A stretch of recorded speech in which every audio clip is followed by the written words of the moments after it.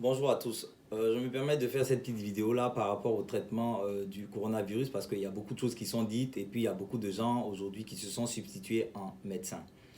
Alors c'est vrai que la maladie fait peur et tout, mais retenez que 98% des malades guérissent. Voilà. Donc ça c'est la bonne nouvelle dans cette maladie.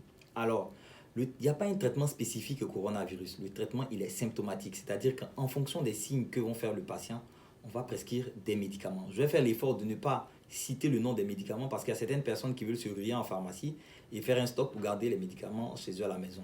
Il ne faut pas le faire. Si vous êtes malade, il faut aller à l'hôpital. Donc le traitement pour les cas dits simples, non compliqués, il est ambulatoire, c'est-à-dire qu'il se fait à la maison confinée.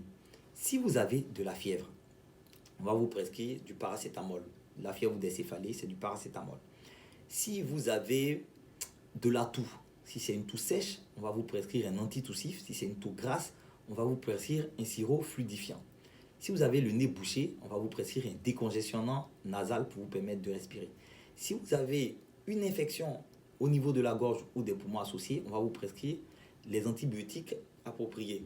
Si vous avez des douleurs abdominales, on va vous prescrire un antispasmodique pour calmer les douleurs. Si vous vomissez ou vous avez des nausées, on va vous prescrire un anti-émétique. C'est des médicaments qui permettent de ne pas vomir, donc des anti-vomissements. Si vous avez de la diarrhée, on va vous prescrire des antidiarrhéiques. Si vous avez une conjonctivite, on va vous prescrire des collyres.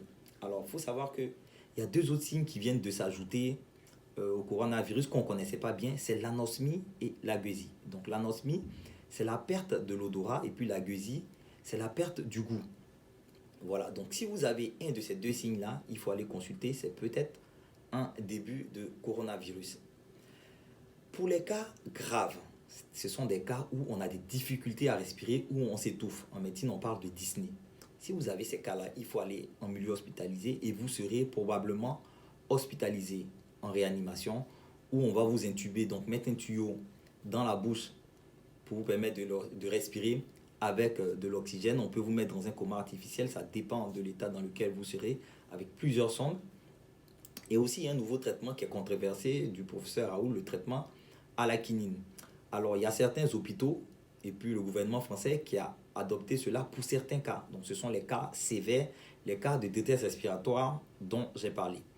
Le traitement à la quinine n'est pas anodin parce que la quinine a beaucoup d'effets secondaires, notamment les troubles du rythme cardiaque. Donc, ça peut entraîner un arrêt cardiaque. C'est rare, mais c'est possible. Donc, tous ces patients-là bénéficient d'un ECG pour savoir si leur cœur fonctionne normalement. Donc, il ne faut pas faire de traitement à la quinine ou quoi que ce soit à la maison. Donc, en espérant que je vous apporte des petits éclaircissements par rapport à cette pathologie-là, ben, portez-vous bien.